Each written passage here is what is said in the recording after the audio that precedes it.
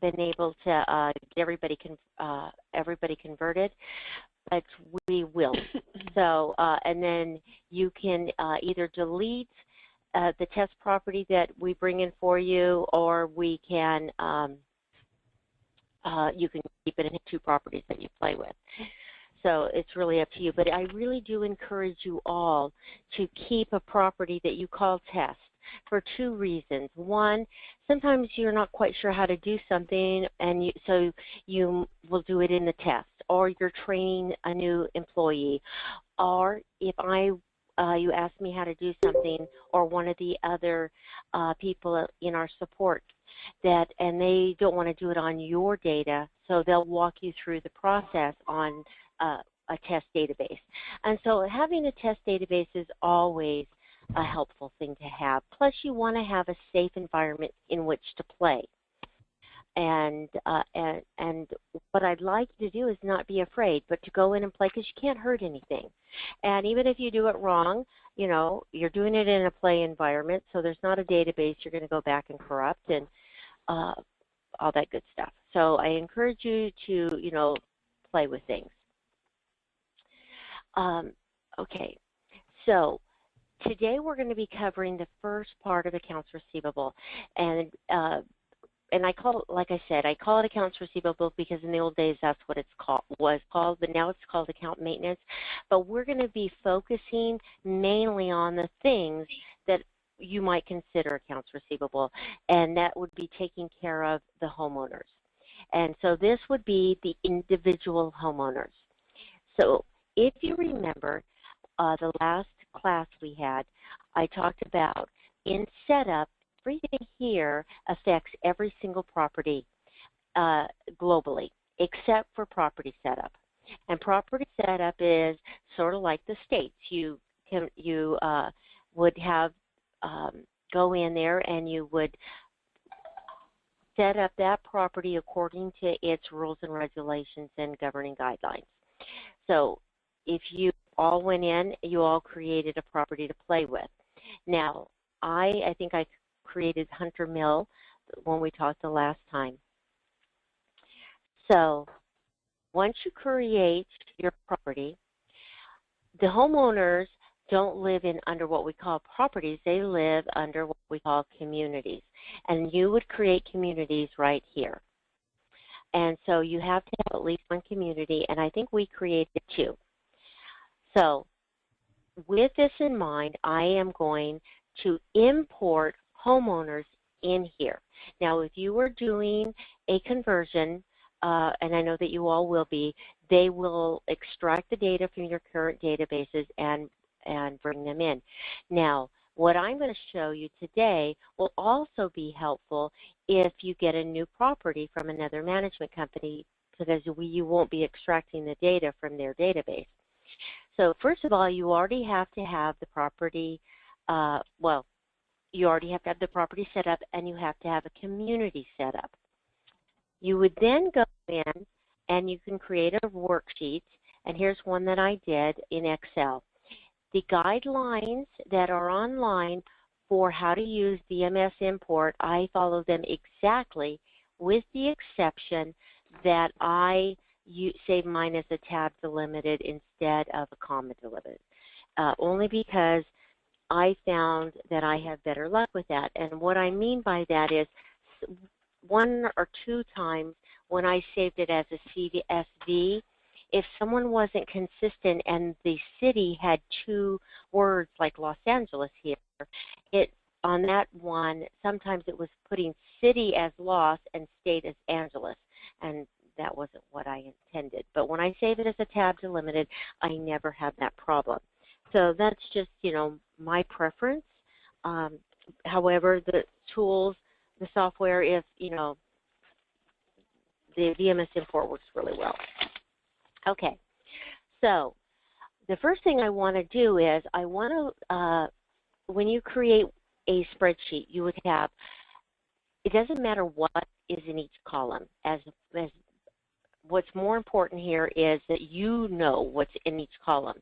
So if I was to look at this, I would say, okay, column 1, I have last name, and then I have first name, and you can bring in an account number. It will be considered in VMS the prior account number.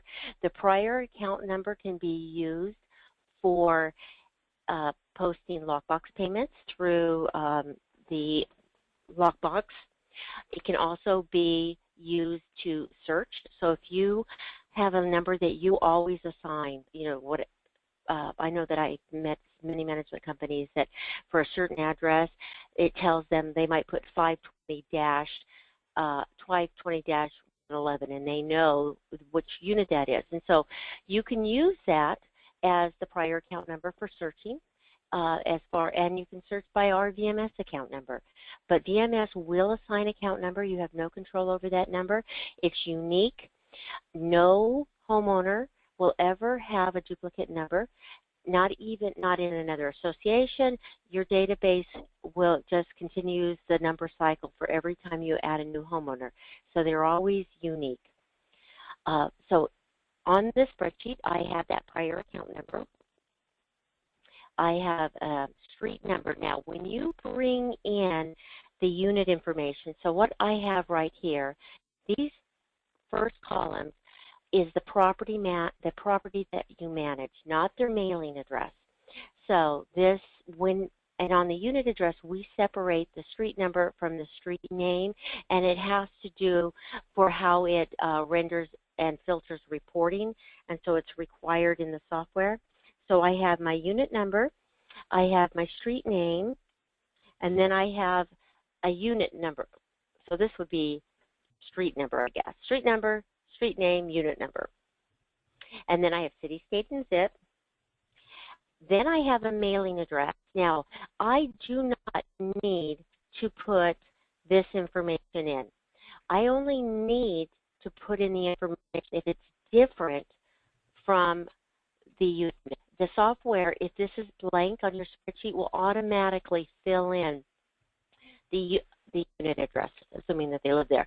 So when you're creating a spreadsheet, it's not necessary really to go in there and put duplicate information if you don't want to, but it doesn't hurt either, okay? So now I have mailing address, and there are two fields that you can populate. You can have a mailing address 1 and 2. So sometimes people might have an address like this, and then on another line they have suite 102 or something like that. So you do have 2 available. This spreadsheet just doesn't have 1. But you do need to know what's there. So I have address 1, and then I have city, state, and zip. Then I can bring telephone numbers if I have them. So I have 2 telephone numbers. If you want to bring in a type before that, you can do that. So I can insert this, and I can say this is cell. Oh, this might be Word. And I'll insert this one. You can make them consistent. Let's say I'll just make this display data. Okay. Now, and you can also bring in an email address. You can also bring in some other information, like if I had like this would be a percentage of interest because this is obviously some kind of townhome situation. So you can bring in that assessed value here. So if that assessed value, and I want to format this as a number, so just a second. If I don't, then it won't do my zeros. Number. And nothing? Okay. And I'm going to guess, 0.032. Okay, well, something like that. And Carolyn, can I ask you a quick question? You sure can. How do you address international addresses? Opposing arrows. Yeah. You'll have to go back later and check this button that's international. So like the mailing address, if it all populates into one field like the way you have it in your example, it'll be fine, right? Because I think you know what, when I bring in the filters, I'll look and see if there's one for country. That might be the only thing you might have to go back and put in, okay? Okay. Okay. So email, and then I had unit, and then also an escrow start date if you have one. you can bring that in. So there are a lot of different things that I could bring in. Okay. And I'm going to just for giggles, bring in a date. I just want to show you, you have a lot of control over information that you bring in if you're lucky enough to get it from the prior management company. So some of this I need to format before, because I'm going to say this is a tab delimited, and I want to make sure that it is, okay. So I'm going to say 01/01/2014, just because, okay? And a little bit smaller, okay.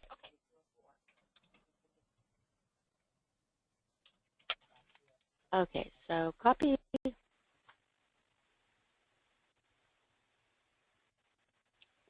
down. Okay, and I also did a type before each of my telephone numbers, so I'm going to have to remember that I did that because I forgot to write it down. Telephone, so I have a type, type. Okay, so I have all the information I want to bring in. Now, we need to delete the header, so I'm going to right-click over this, and I'm going to say delete, and then I'm just going to come over here and say File. And like I said, this is exactly like the instructions, except for the fact that I save it as a tab delimited. So I'm going to go to my desktop. Also, when I finish this, I'll show you. If you don't, like if you, because we give you an example one, if you don't have something, text tab delimited. Okay, so I'm going to just put Hunter Mill import. And I'm putting it on my desktop, and I'm saving it. There we go. Now, it always will say this. You sure you want to save it in the format? And I'll say yes. Okay. If for some reason you use sample and you didn't fill in data in one of these columns, be sure to delete the column. It will throw an error if you have no data in a column. Now, if I'm missing it in a cell is okay, that column has something. Okay? So now I'm going to close it. And do I want to save it? No, because I already did. Now,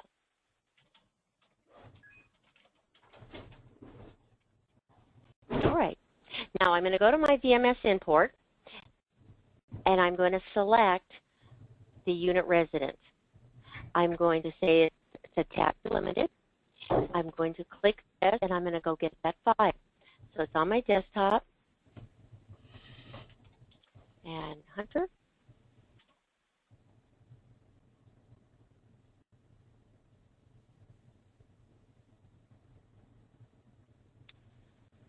My daughter teases me. She says, you need to learn your alphabet, Mom.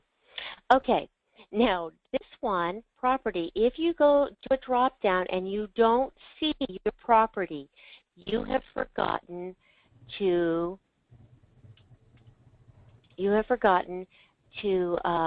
create your community, okay? Because you're only going to see your property if your communities are created. Now, one of the things that we have done for you, but it might not be exactly how you created your spreadsheet. If you go to the ribbon, do you all see this up here in the open file? We have these little templates here, and there are some that say residents and tab delimited. And if I look at it, it then tells me different cells. Now, the thing about mine is I did it a little bit different, and so I am going to do mine from scratch. But if you use one of these, and I really like that updated one, so I'm going to grab this one. If you grab this one, like my prior was in the 3rd position, all you have to do is go like this and move the arrows where you need them.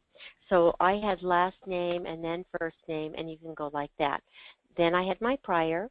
Then I had my street number, street name, unit, city, state, zip. That's perfect. And then I had address 1, but I didn't have a 2, so I'll delete that. Then I had city, state, zip, and telephone number. But before that telephone number, I had a type. So I'm going to add a field. and it's going to pop up right here. And these are the different areas that I can bring information in. So I need to bring something from telephone. So the type is what I needed. So I'm going to go like this with type, and I'm going to come up. Now the bad thing is, if the one thing I did notice was, if you have more than one telephone number, it won't let me bring it in again. So I'm going to just put this in place of where that telephone number so I don't throw an error. So this would have been type telephone, type telephone. Then I had an email address, and then I had the percent of unit value. And if you ever not sure where one is that you're looking for, I think it's in the instructions, but if there's always the support or me while you're learning to tell you where to go for it. So the unit value is linked to the actual physical unit of the property. So what I want to put it under is assessed value. So I'm going to throw that in there. And then after my assessed value, I had an escrow date, which is related to the resident. So I'm going to go find my escrow date. Okay, so those should match the columns of my spreadsheet. If I was going to have the software create the property for me, that's where this import tab is used, and you then would tell it what property. Well, actually, it's this one here. This shows me if I did it right. Hold on a minute. Property. This is where you would say what property to copy like the template if I didn't already have mill. Okay, but I'm not going to do that. Okay, so I'm just going to double check to see if I put everything in the correct cells. And basically, does my start button, these fields match up to the fields in my spreadsheet? So I'll go to the import. So street number looks good, street name looks good, unit number looks good. Okay, and now second row, city, Henderson, Nevada, there. Okay, there's my unit, there's my assessed value. So those are all related to the property that I'm managing. I'm going to expand it. There's my prior account number, my escrow start date, then my name, then my email. So far it looks like I did okay. City, state, and zip. If I expand that, then here go my telephone numbers. Okay? Now, if everything is in the right cell, then I can import in by using this icon up here in the ribbon. It's a green down arrow, and when I put my mouse over it, it does say import, and I click that. If I got something out of order, then you can go back to the start button, change it, but when you come back to import, you do need to hit this refresh button so it'll reread the file, and then just double check that everything looks good. When you're happy, you go like this. It'll ask you if you want to import, and you say yes.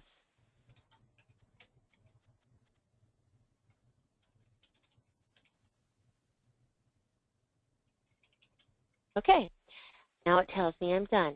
So now we'll go look. So I'm going to go to the back into the MS. I don't need you, and I actually do need you to close. Okay.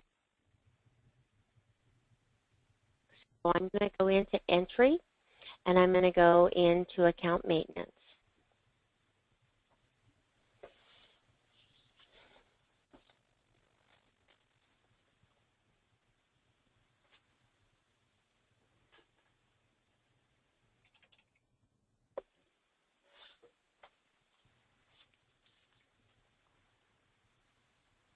Okay, I'm going to make this smaller so you guys can all see. If something's cutting off, let me know, and I'll adjust.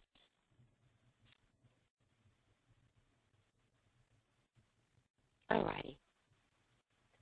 So when you first open account maintenance, it's going to kind of look like this.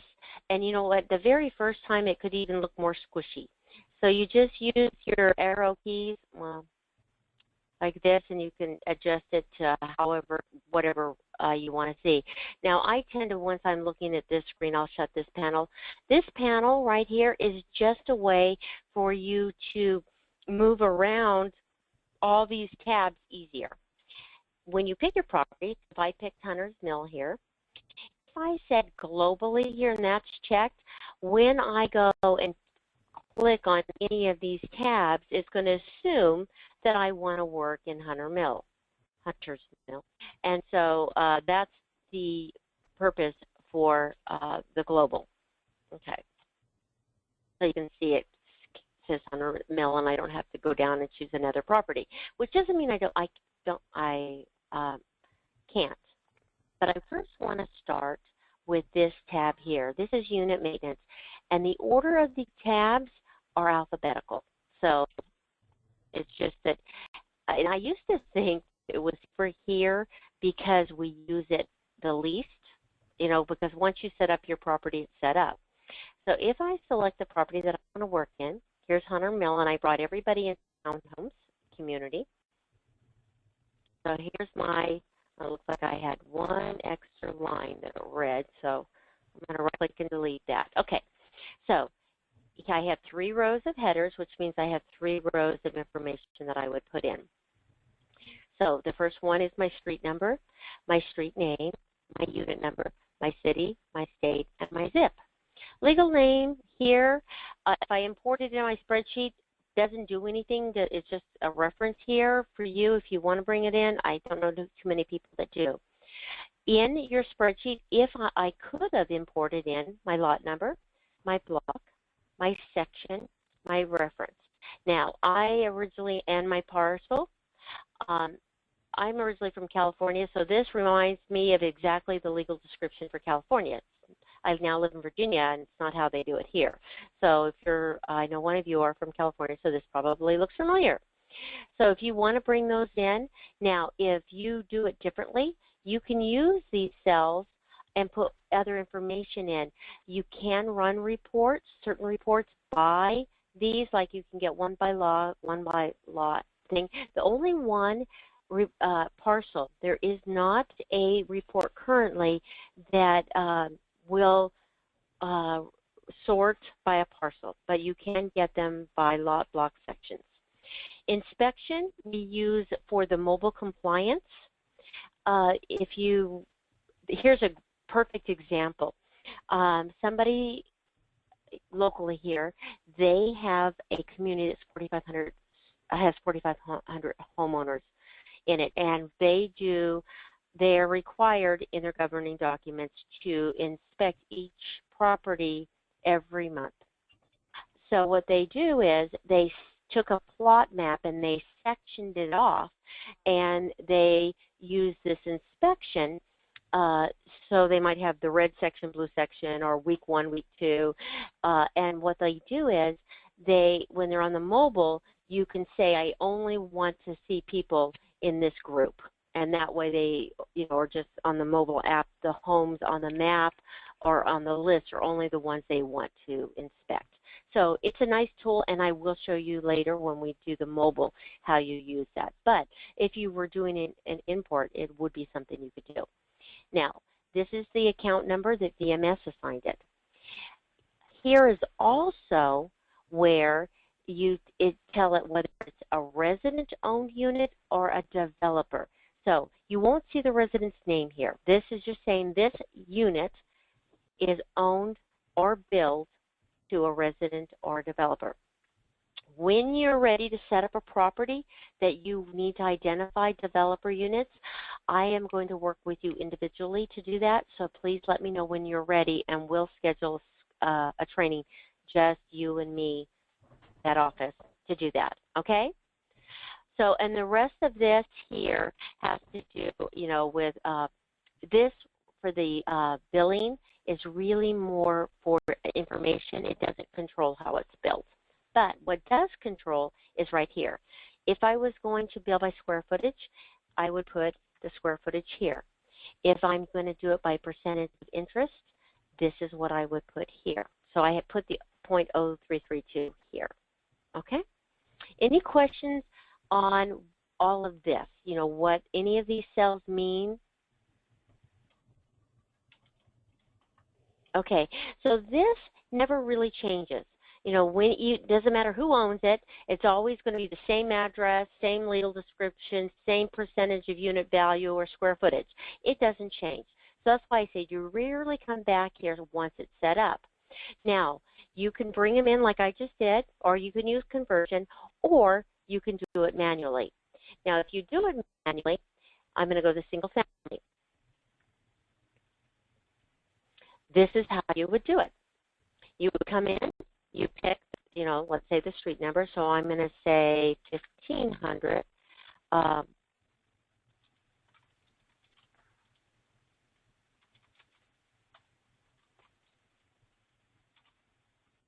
Okay, it's not a unit because it's a single family. And I have no idea what the zip code was because I never lived there. We're going to get, so right there.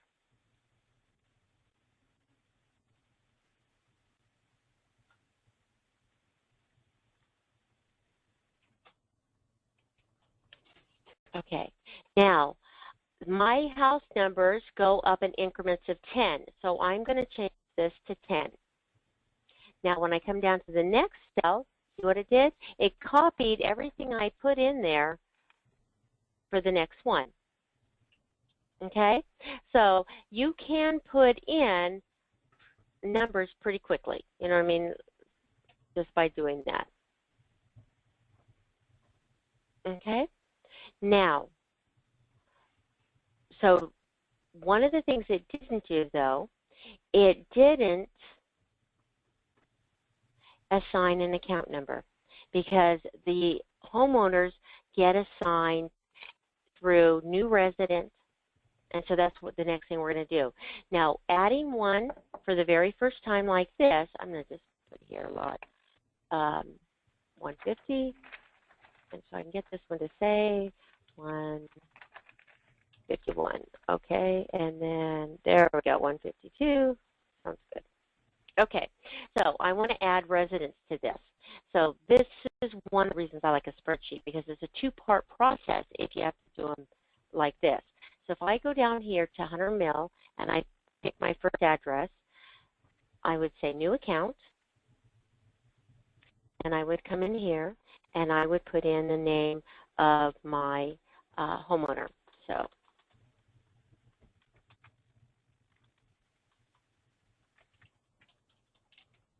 okay, and then here is the street address. If they don't live there, I'm going to change it. It is assuming that they live there, okay?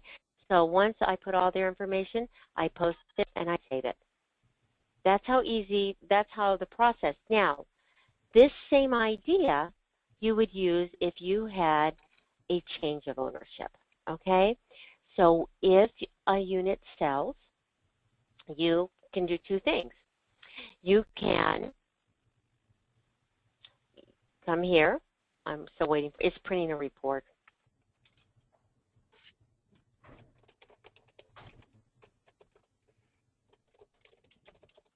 Okay.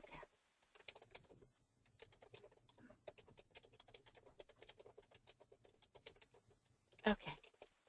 So here's my new owner.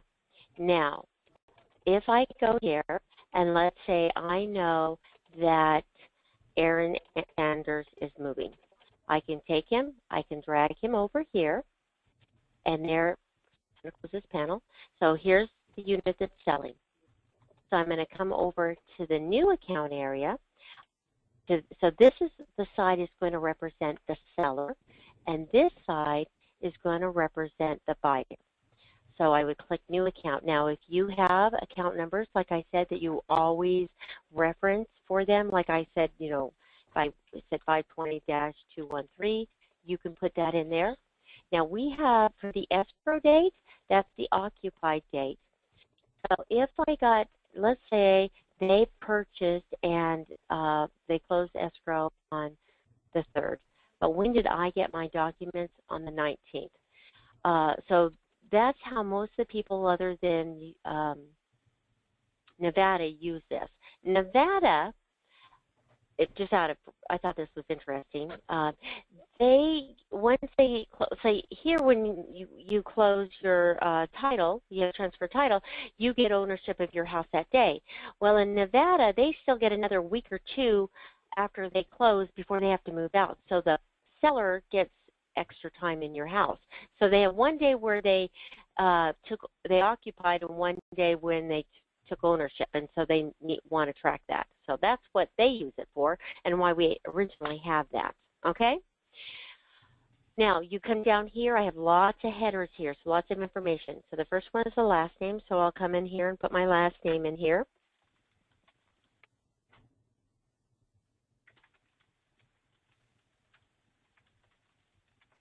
Okay. There's their address. If you're lucky enough to get telephone numbers, you can put telephone numbers in here. Not everybody does faxes anymore. Okay. Now, when you have all the right information, then you would post it. Seem easy enough? So that's how you do an ownership. Now, this person didn't have any data in it because we haven't put in any beginning balances. So I want to show you one more because this is really cool. If I go to a different property, so I'm going to go to this property, and I'm going to grab a unit. Okay, so James is selling. So same thing, new account. Now, has a tenant. So, do I want to keep the tenant? If you say yes, then it's going to keep the tenant information, with that unit.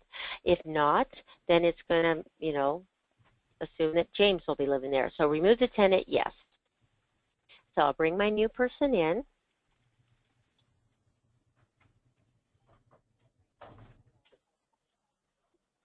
Okay, he's going to live in the unit.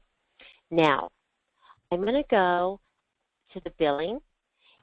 This billing here is if this seller, James, had extra billing that was just his, I would see it, like an extra parking space or boat slips or whatever it might be. You would see it. So then you would know whether you wanted to hit the billing tab here and set it up for the buyer. If I kept the tenant, here would be the lease information. I could update that if I wanted to. But what they're all going to have is this, transactions. This homeowner owes $1,500. I'm going to go to transactions here, okay? So if, let's say this person actually bought, and I'm really behind on getting my change of ownerships in July, okay? So July assessments should be billed to the buyer, correct? So I am just going to drop that over on his side of the board. So now my seller only, except that's the wrong year. So not good I was about this. Let's abort and do it right, because see, now you know what to do when you make a mistake. You abort. Okay. So thing is, okay.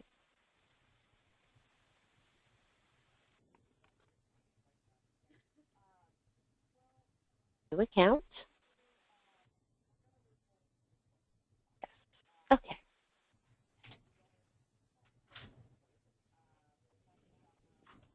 All right. So I'm going to go to transactions again. Transactions. Oh, let's put them. Oh, it saved it. Yay. So I'm going to come all the way down. Okay.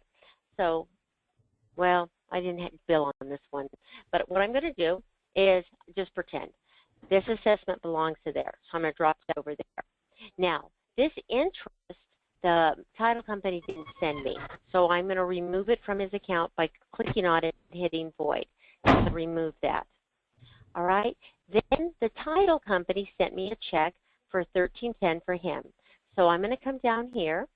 I'm going to find the posting codes for that payment.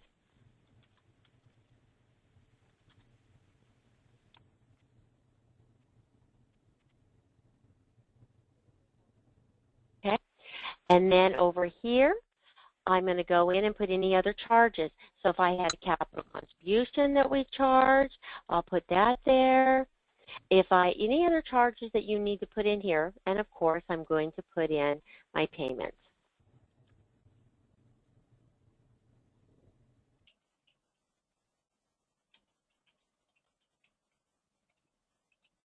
So you don't have to go and make adjustments somewhere else. You can do all the adjustments for the buyer and seller here. When I look at the bottom of my screen, I can say, okay, I've reconciled it to zero, I've reconciled to zero. If they did a prepaid, let's say they paid for the next month, I can put $700, and so I have a $100 credit here, which is fine. So once you are happy with everything, then you just post it. So almost universally throughout the software, to post entries, you go to the ribbon and you look for, it looks like paper with a green check mark in front of it, and click on that. It will ask you if you want to post, and you say yes. And because I have the report turned on in property setup to give me a report for new residents, that's what it's doing right now. It's creating that report. Any questions on doing a change of ownership or adding a new resident?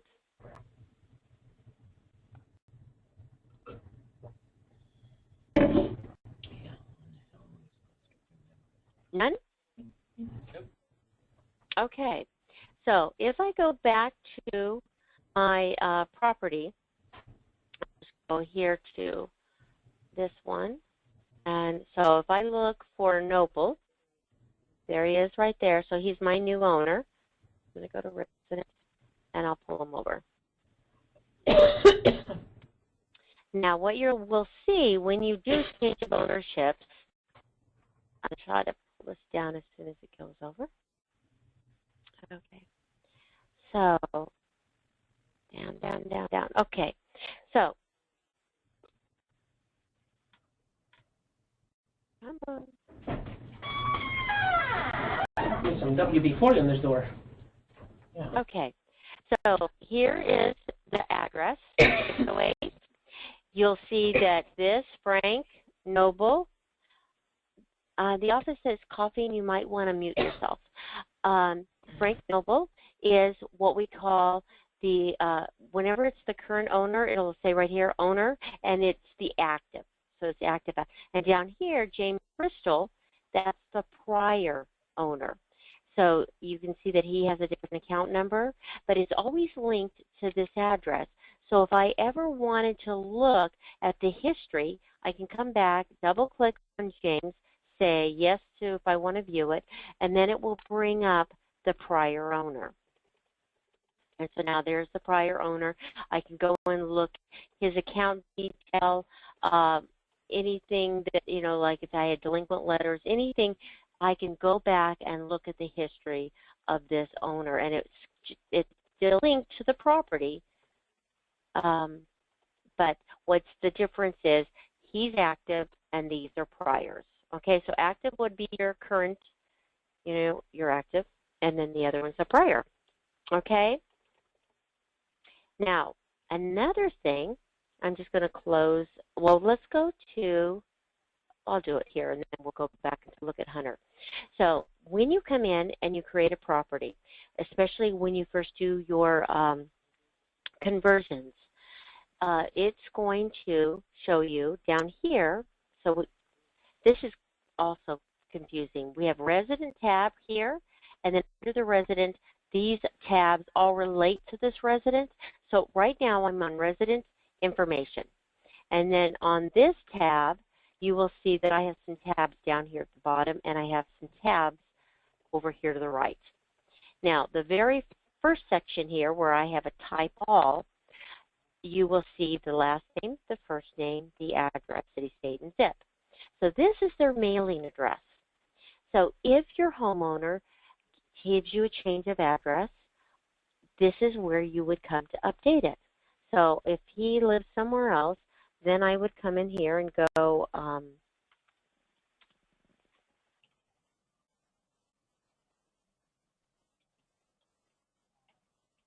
and I would update his information.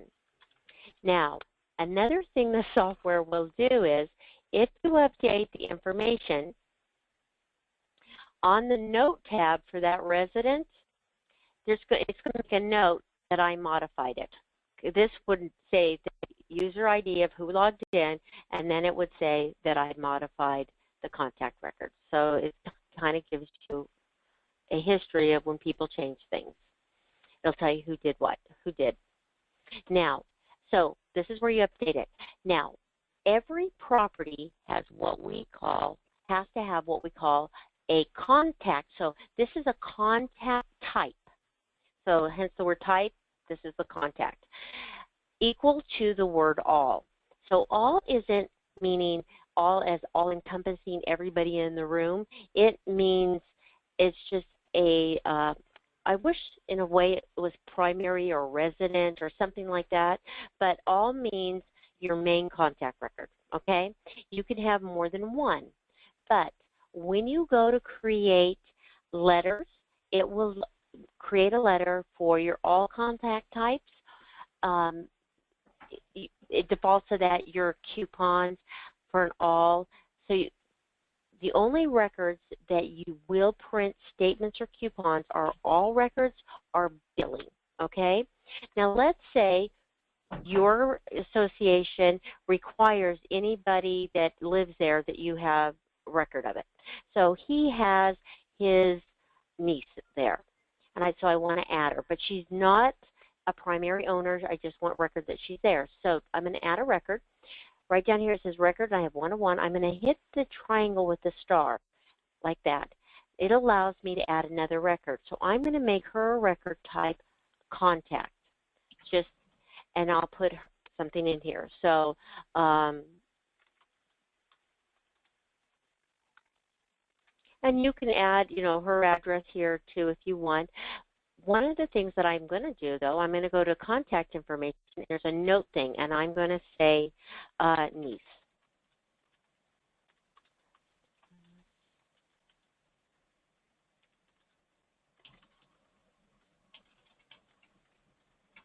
Okay?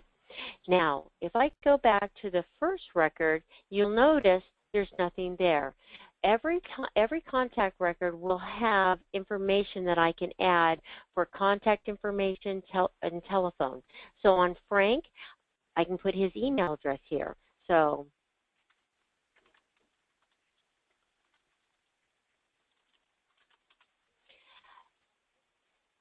and then if I wanted to put something for her, I could. Telephone is the same way. So a cell phone number here. And for Frank, it would be thing. So you can have unlimited contact types, okay? If you had the international address right there is what you would check. And I forgot to look when we did the thing if it had country as a cell you could bring in. Okay, but what it doesn't have is a place to click yes for international addresses. Okay, you can have unlimited, but remember you have to have at least one all, and the all is basically your primary. Okay, there's a place to check if that person is an owner or not.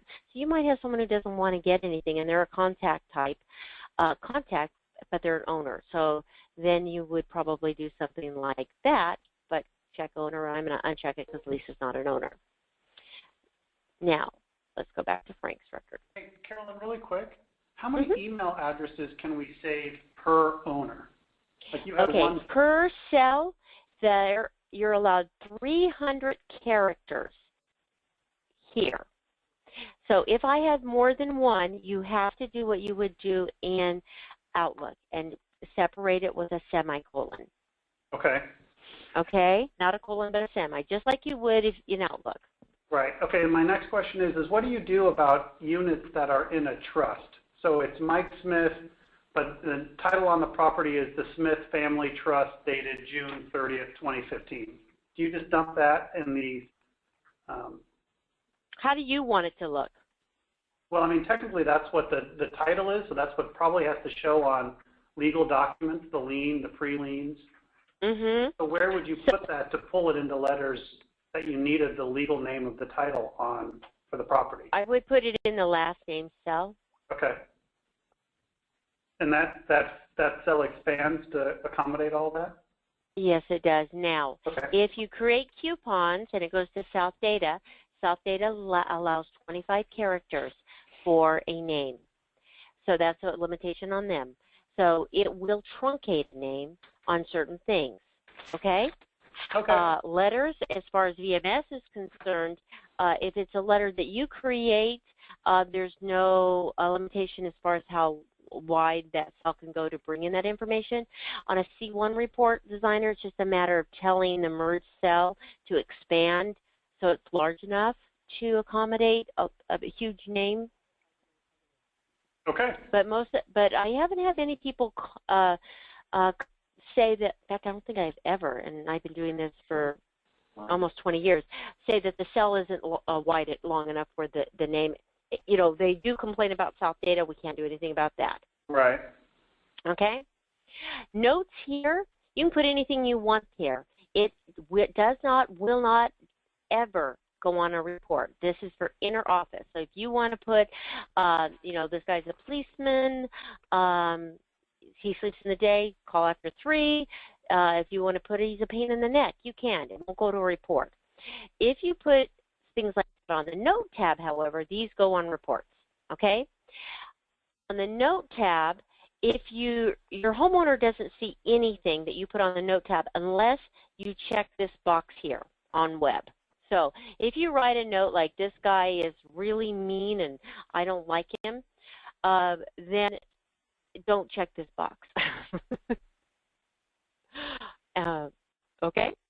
So the note tab, and there's really wonderful things about that note tab, and I'm going to come back to it in just a second.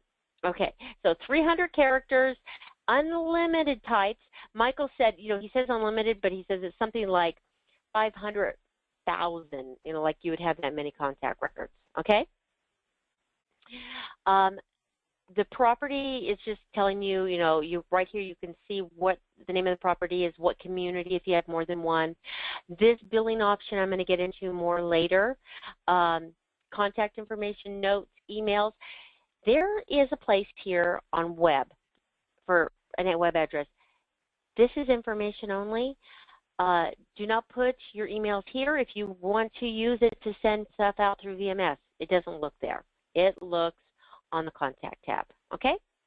The other stuff here, though, is their passwords. This will automatically send them notifications. They have control over what they want to get emails on and don't, or you can control it, so it's up to you. But this is where those choices are made. Okay, any questions about adding contact records? Are these little tabs here? Okay. Down below is the unit that you manage. So this is reading everything that we set up in unit maintenance, okay? So if I had lot, block, square foot, reference, all that would be in here. Shows me my occupancy dates. It shows me my account number. If I had a prior, it would show me that. This person isn't set up on ACH. It's going to be in a minute, but, this is how much they owe. If I had delinquency statuses going, it would show me that. Whenever I do a change of ownership, it will come and say scheduled for a welcome letter or a coupon. So I could send just updated batches to my just welcome letters for my new people, or, and I would just say, print out all welcome letters, and I will show you how to put those parameters up later. On here, you can see when I did them. The coupon was 6/16. The welcome letter was 5/18. Okay, so once you render and create those files, will populate the date, and then it would prevent this person, Mark, from getting a new welcome letter when I said, hey, send me one for everybody who hasn't got one. Okay, because it's looking here for that schedule. Another thing down here, like I said, it shows you the list of the current and prior owners. The account detail will show you their history. And this one has a lot of stuff here. Let's see what this one looks like. And you can see what I'm doing when I want to look at a new one. I just grab my guy and I yank him over. Okay? Now, the green ones are payments that have completely applied. The white ones are invoices that have been paid. If I expand this, I can see what charge that payment applied to. If I expand a payment, I can see what charges it applied to. I can move this down. Okay, if I see something red, it means that this payment hasn't applied yet. Okay, probably because I posted it after I posted this, or somebody who was playing with my database did. But anything red, so red payments means they haven't completely applied to charges. So here's $1,800 was the payment, and this is what it applied to so far. And when it completely applies to all my open charges, it will then turn green. Yellow are fees that I have removed. So this one, normally when I void something, I will say why I've removed the fee. Okay? So like right here, I double billed assessment. Okay, so I billed on 6/1 and then I rebuild, and so I will say why I removed it. So yellow shows the original fee and then when I removed it. So here's the debit to the account, and then here's the credit to the account. Any questions on what the color coding mean? Okay. Also, I love this. Up here, anytime you see this where it says drag column headers, if I wanted to see something maybe by the payment charge codes, I could grab code, I could throw it up here, and now it will group all my assessments together, all my payments together, all my special assessments together.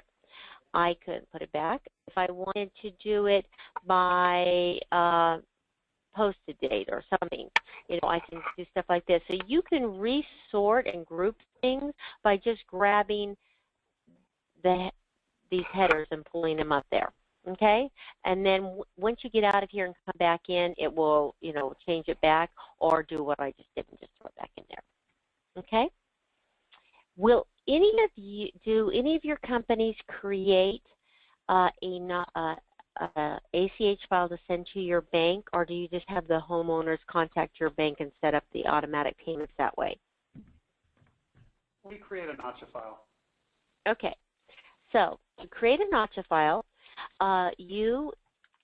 using DMS import, if you can get when you're doing conversions, if you can get the last notcha file, we can import it in and fill in this information with DMS import.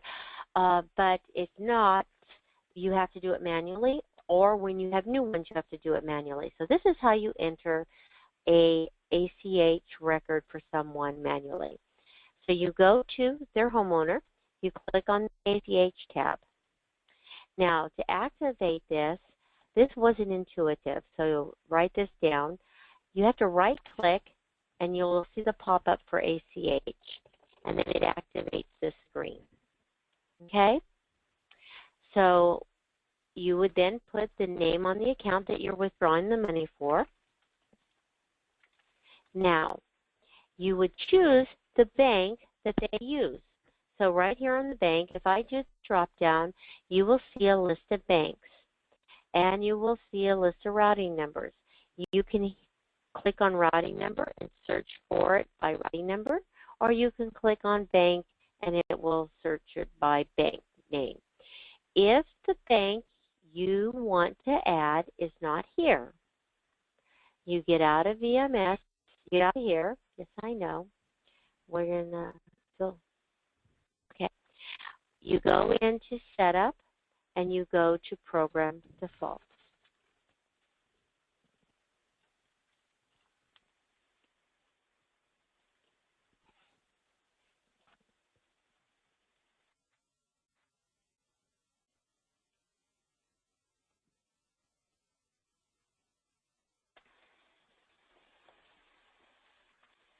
My favorite tab on Program Defaults will be my Code tab. Okay. It will be yours too. So when you go to Code, you will see one of the drop-down is bank and routing numbers. These are not the ones you use for your associations. These are where the homeowners are. If you're lucky enough to live in the West Coast, chances are all the West Coast are already there. If you're unfortunately on the East Coast like me, we get to add a lot. So you go to the last cell, you add the name of your bank and the routing number. Why is this helpful? Well, it's helpful because routing numbers have 9 digits. It's easy to miskey, and it's just another kind of way maybe to prevent key errors.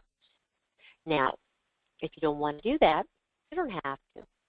You could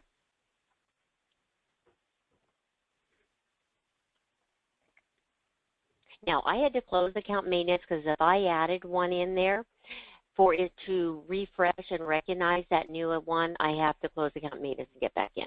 So just a warning. Some things that you do that you're adding back to the setup, you do have to close the module that it would report to for it to refresh. Okay. Somebody?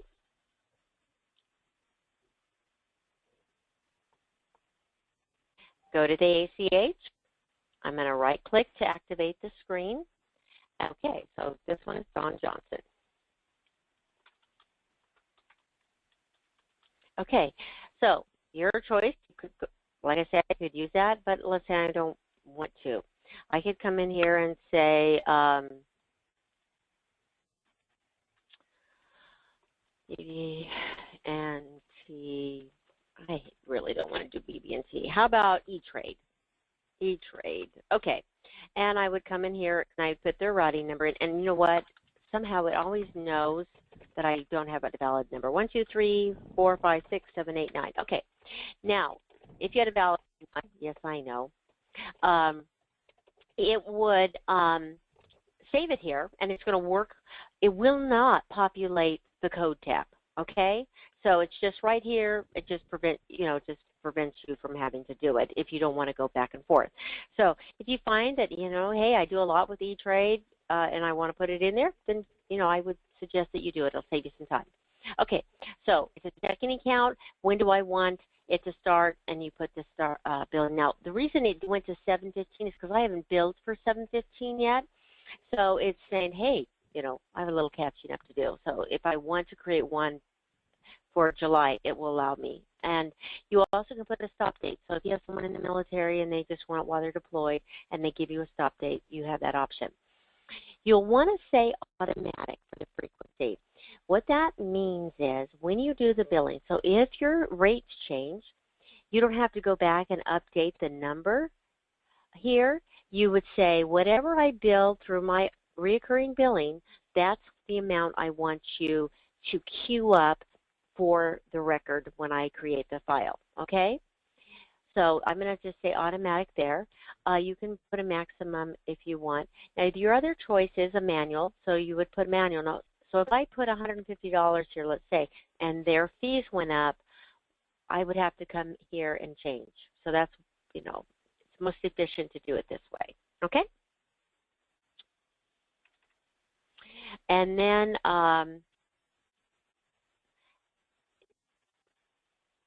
thank you. I want something here. Okay. And then if you want to say what the next, for the first time, let's say they're catching up or something, you could put another number there. Okay? Now, if you do have a stop date, do you want the software to remove this information for security? Now, the only people who will see this information is when you gave permissions to see it. It will make it encoded so your users don't know their routing and account numbers unless you gave them a security permissions to see it. So remove after would be remove this data after this stop date. Okay? Any questions on how to add that?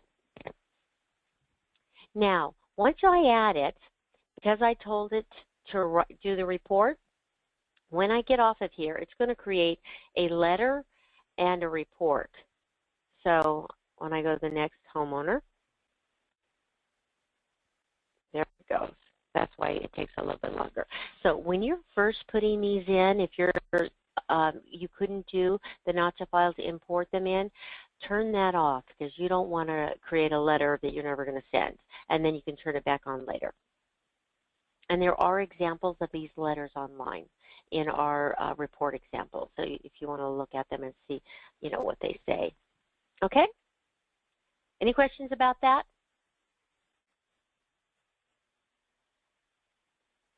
Now, while this is printing that letter, okay, billing. This billing tab here is used. Now, when we set up the billing, and we're going to do this on our next meeting, which I think is Monday. Yes, Monday the 24th. We're going to do billing, okay? But if you had billing that was just unique to this unit, this is where you could add the extra billing, all right? So if I had extra parking or whatever, if you had a maintenance reimbursement that they were going to make payments on, you could set it up here, or and put a stop and start date. So there are many things that I find a lot of people that do commercial, that they have a commercial one, because even though they are billed by square footage, the rate of square footage is different for every single contract. They will set up the monthly billing or whatever it is here rather than set it up in community. And like I said, on Monday, we're going to talk more about that. All right? And then delinquency control, we're going to talk more about. This is basically to see just, Derek and Caroline's history, or what's going on with their accounts. Okay? And delinquency control, I will cover that again. So the key things here that you will want to remember is that every unit, you can have as many contact records you want. You need to have at least one all. The all record gives you the coupons and letters. If you have two all, when you render coupon files, it will create two coupon records. So if I had 20 units here and I saw all of a sudden that it created records for 25 homeowners, then I probably have several units that have two all records, okay? Now, right here, see that contact record is an all? I could say I just wanted to see my contacts, and I could go refresh. So any second records, they would be there. If I made a tenant, I could go like that, and I could just see my tenant records, okay? So that is another way of filtering data. Also, those contact records are a way to run reports. You could say I want to report, and I only want to see my all. So remember, all is the all contact record, not everybody. And refresh, there's my all, okay? Now, the other is owner, is your account type. When you create an account, everybody gets what we call an owner account, and that owner account is where you put your billing and your payments, etc. Do any of you have the need to have sub-accounts that you need to track money or charges, and you don't want it commingled with their basic account? In Nevada, and I might be Florida, you have to do the compliance separate. You can't put fines on their owner account. Is that true in Florida? Yes, it is. Okay, so I want to show you how to do that. So, and you can use this for other things. You can use it for deposits. You can use it if you have a tenant that you're charging money to. You can set up a tenant account. So a contact record is different than an account. An account is where I'm going to bill money to, okay? A contact is just another, hello. So back to program defaults. If I go to account types, we put some in there for you, but you can have as many as you want. Here's my owner record. So here's my owner record. The color identifier is the default of whatever my Microsoft is. When I look to the right, I see these columns. One says inactive, one says billing, bank stop, and send coupon. So it's not inactive, never should be. Billing, I need to be able to bill this kind of account, so it's checked.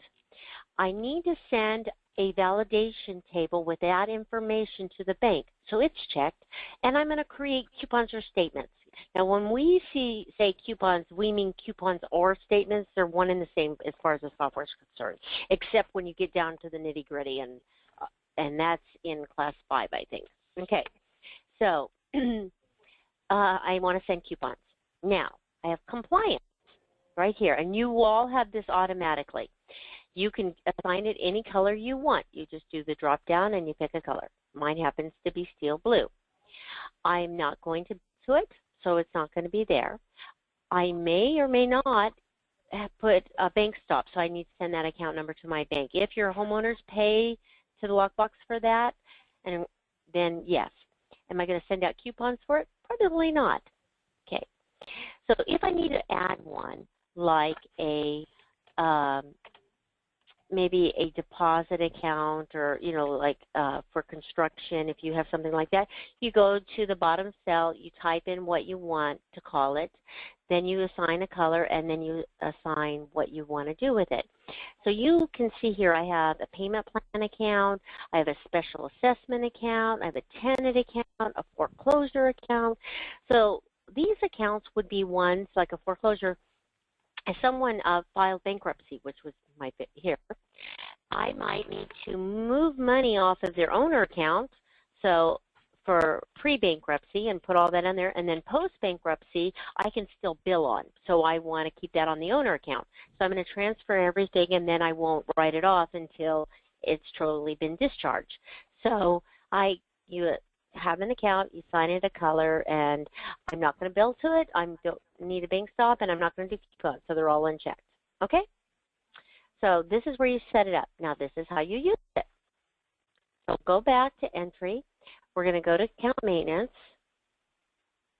Can you see why this class takes so long?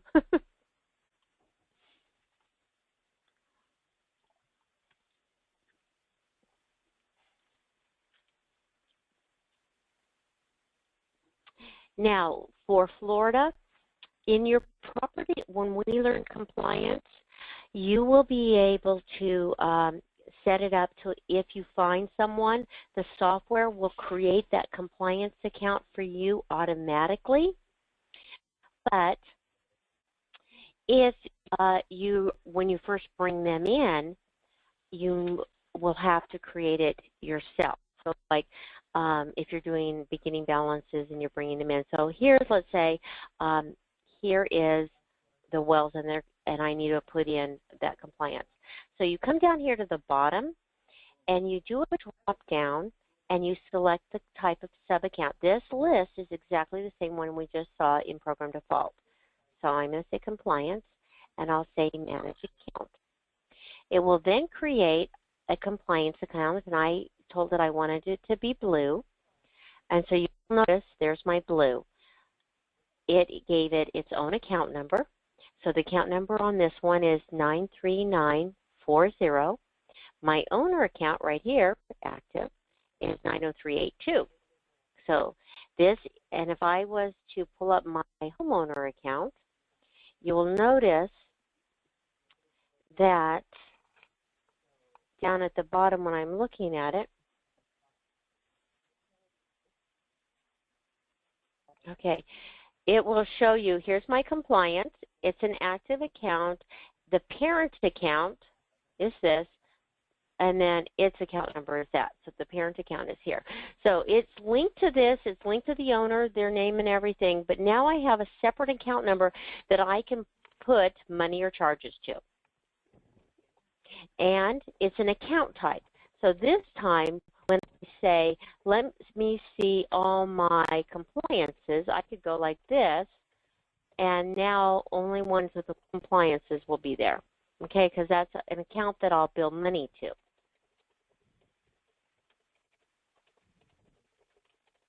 So owner is, everybody gets an owner account no matter what, and then you can have sub-accounts to put money to, okay? Simple enough? Now I want to show you something, and I want you to think about this.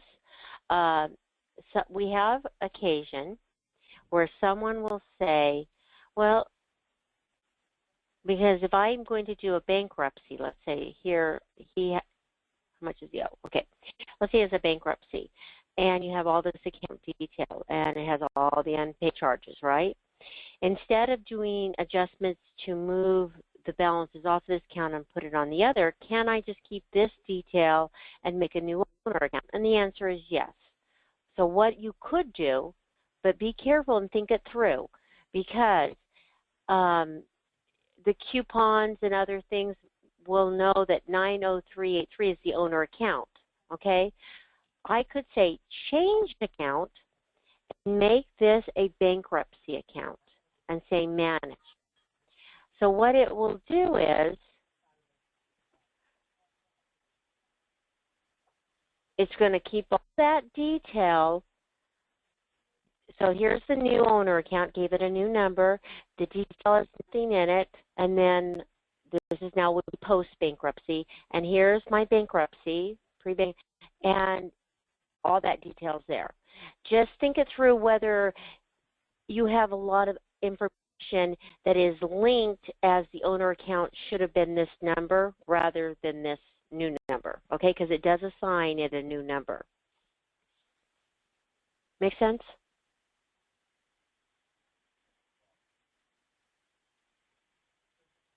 Okay. Now, we are on our list for today. We said that we were going to be covering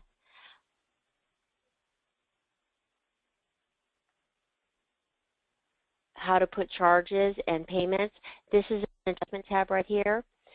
But I am not going to do it till tomorrow because tomorrow's class is usually really short. And we're almost into an hour and a half here. And to just kind of make them a little bit more even, I'm going to go through this adjustment tab tomorrow. Okay? The other tabs related to resident, we, like I said, we will be doing a lot of them later. So like architecture is another class, compliance would be, iExpert's another class. Lease, this is just where you'd fill in, and you can, there is a report you can get about that. Notes. So the rest of these we discuss in another, but I'm going to talk about notes here. So I love notes. Notes, you can do a lot of different things. I'm going to make this slide. Let's say you got an email, and I am going to try to pull up an email. Okay. So if I have an email from a client, okay, and right here, you can take that email. Carolyn, I need to move it open a little bit. Okay. Okay. So I'm purposely doing this.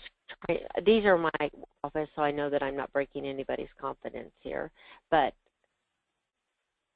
I usually have two screens. This is where two screens really come in handy. You grab the email. So here's the email. I got it from the client. I can take that and I can drag and drop it in here. So it takes a minute. And once it goes in there, it will then put, it came from Outlook. And then what we do is we change the type. So because types are filters, okay? So the filter will be, I can do different reports on. I can say, give me all of this or that. But the nice part is, so you do that. If you ever want to look at this message again, you click this view, and it will come up. Here's an idea that we do. Once we get the email, we put it there, expand it, click here, we go to our sent email box, and we drop that in. So the secret to dropping and dragging data into your notes, and you can drop anything. If you have a voice message and it was a WAV file, you can put it in there. If you have pictures, you can put it in there. We don't care. If you had a plot, whatever, you can drop it in. So the secret is to doing that is when you come up here, you click on the plus sign, usually is the best. Click on the cell that you, right here is where I want to get it. Then you go and find the document or whatever it is, and you drop and drag it, okay?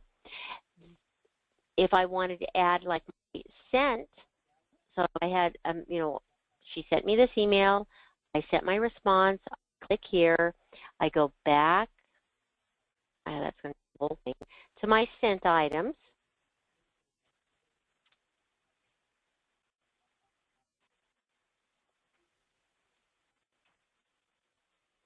Sorry, guys. Okay, there it is right there. I go to sent, I grab my email, and I drop it in there. And it has also down here, I can pick up and go right there and look at it, okay? By just clicking there and bringing it up. You can run reports, these wonderful reports, to say how many, everything you've got, how many letters you issue, how many emails.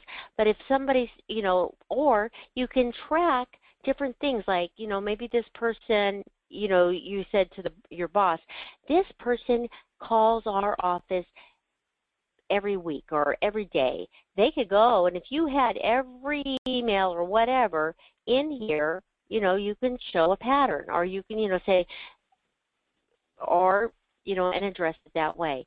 Now, in our office, what we do is once you resolve the issue, you come in here and you close it. So I would come in here and I would grab Kowalski, and when I close it, it gives a time. We have reports that'll tell you this is when the email came in on 8/10, and I didn't close it to this. It'll tell you how long it took you to resolve an issue. So you can keep track of all of that. Now, these types are completely controlled by you. Guess where you do that at? Any guesses? If we were in a training where I could see you, I'd be giving candy for people who answer. So in program defaults, just because I like candy is all. Gives me an excuse to eat it. Okay, back to codes. So in my mind, that would be, what would you think it would be called? A note type, right? Well, because we have property and we have resident, and they both have tabs called notes, the resident note tab is called call type, okay? So there's a whole bunch of things here. So you can just, like I said, add to it. So there's certain things that I have in here that I've added, like maybe the owner's statement right here. So if I had a new management company came in and I wanted to put a copy of their beginning balance, I could drop it in there and owner statement, and I would know what it would. I'd be able to open it up and take a bigger look, because I might bring in beginning balances. If you got calls or you had pictures, whatever you want, you could put in here. Another thing I put in there is if I get a return check from the bank, you know how they usually send you a copy? It's not an NSF here. I created one called NSF check, or copy the check. And now I can drop and drag that into their file so they can see it. If I want the homeowner to be able to see that online, if you give them, remember everything is totally whether you give them permissions to see notes or not. But if you give them permissions to notes, then you have to carry it one step further and check the box that you want them to see that online. Another thing you can do is you can create letters through that note tab.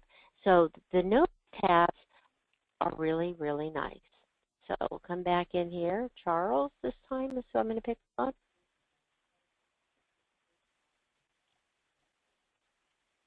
Okay. And I can go to notes, and now, like I said, now that NSF check would be there. See? So, like I said, and I can get reports called a resident note type, a resident note report. I can ask it for a time period, and I can ask it for a type, or I can ask it for everything. Okay? If you made a mistake, right-click over it and delete it. You have to have delete permissions to do that. Now, if I wanted to write a letter, you would create the letter in the template where you see File right here, you would do the drop down and you would find the letter. So let's say I wanted to send a letter that I created. I don't know what's in here.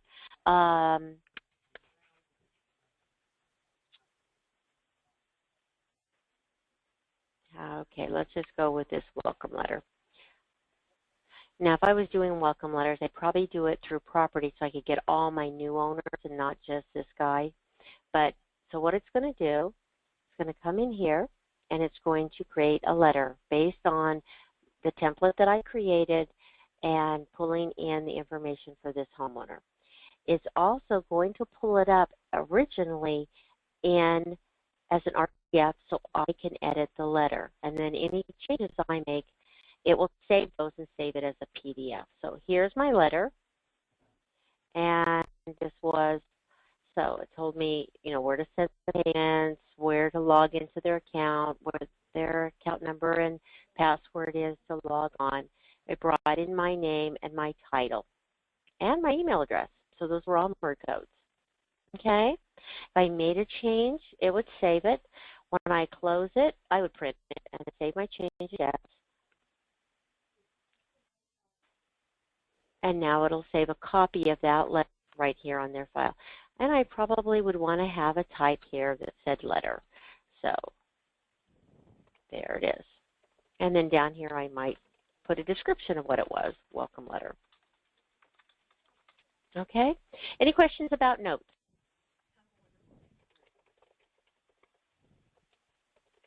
Okay, that's it. Now, if you only want to see open issues, you can also click this box here, and that would only show you open issues. You know, for us, because we have, or you, I know some of you have data that you're bringing in for years and years and years. If you know, eventually it'll get that way, and you might only want to see issues that you have to follow through on. Okay. Any questions? Nope. Okay. So I am going to be calling 2 offices back. Dean, I'm going to be calling you, and Mike, I saw you join. I need to talk to you. I'm going to call you back first. So if you would stay by your phone, Mike, and then Dean, I'll be right with you, probably 10 minutes. All righty? Yeah. Okay. Can I give you a different number to